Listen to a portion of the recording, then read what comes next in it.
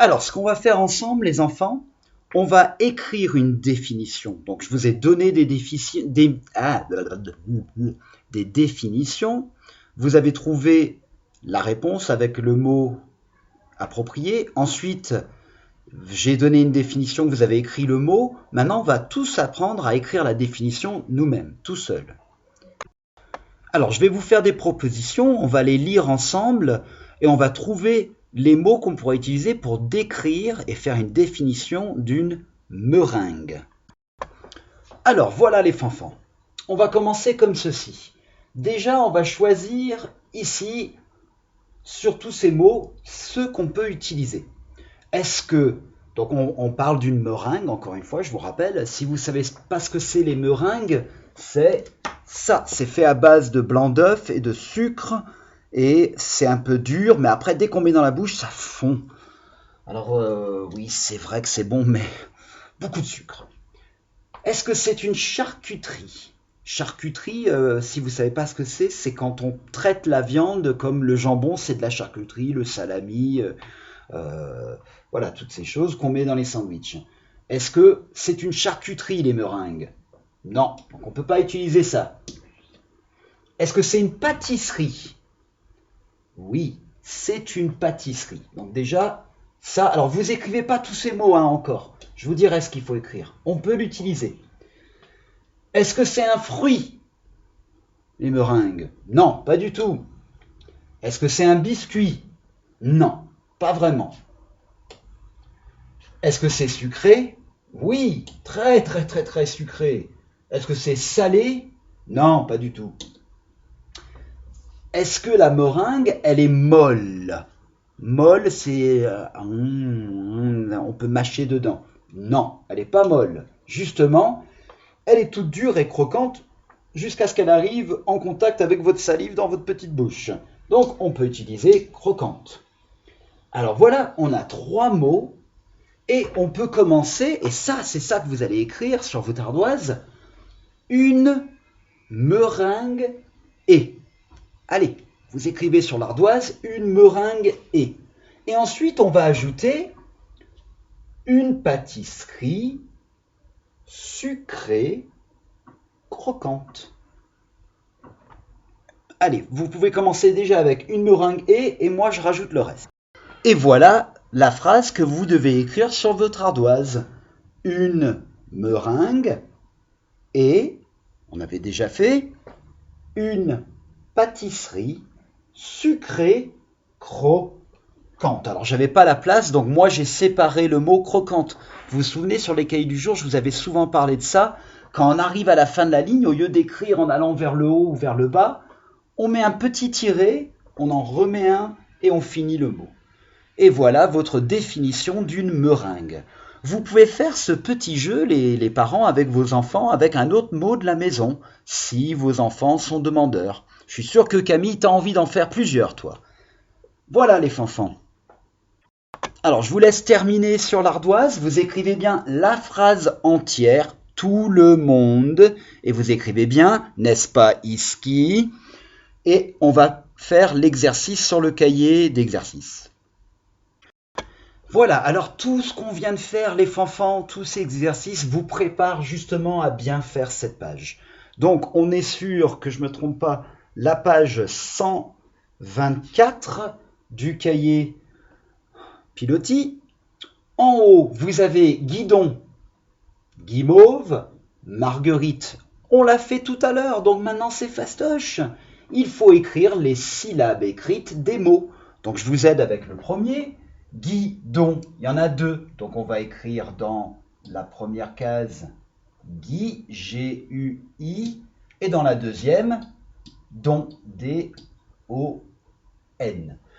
Vous allez faire pareil avec Guimauve, attention, il faut séparer en 3 syllabes écrites, et avec Marguerite en 4 syllabes écrites. Ça, c'est à vous de faire tout seul, moi je ferai la correction après. Pour le numéro 2, il faut entourer, vous pouvez appuyer sur pause si vous voulez, vous faites. Entourer en bleu les mots avec G. En vert, les mots avec G-U. D'accord? Donc, simple, je pense que j'ai pas besoin de donner un exemple. Et après, on va écrire les lettres qu'on voit après les lettres GU. Et c'est vrai que j'ai oublié tout à l'heure dans mon petit discours qu'il y a une troisième lettre. J'avais dit le I et le E. Il y en a une troisième qui fait le son I. Vous la connaissez? C'est laquelle qui fait le son I, mais c'est pas la lettre I, c'est Y. Vous l'avez deviné, donc. Je vous laisse faire.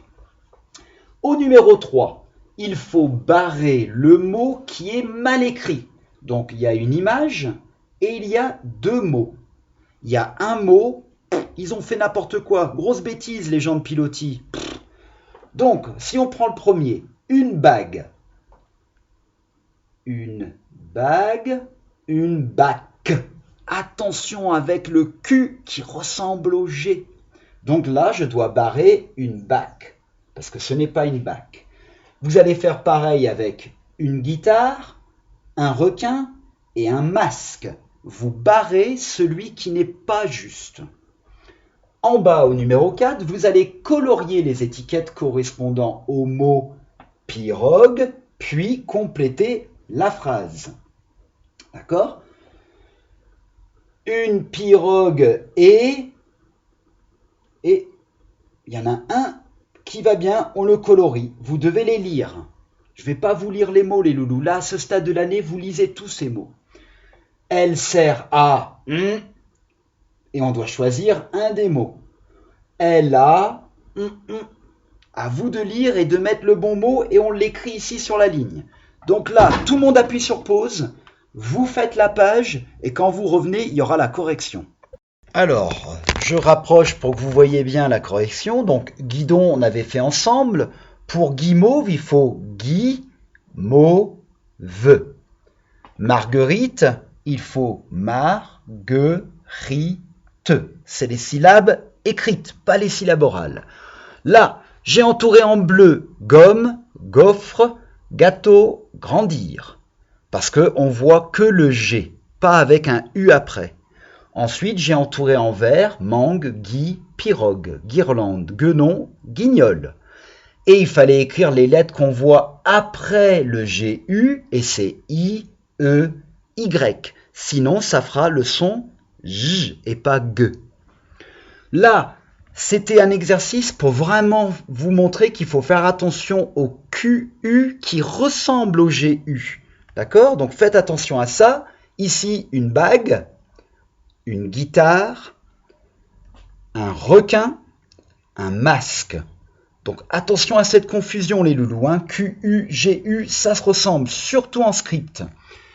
En bas, il fallait écrire, j'espère que je mets le bon angle, vous voyez bien, une pirogue est un bateau et pas un outil. Elle sert à naviguer et pas à voler. Et elle a des rames et pas des roues. Voilà les fanfans. Alors, la leçon pour le son G avec GU est terminée pour aujourd'hui. C'était le jour 1. Demain, on fera le jour 2.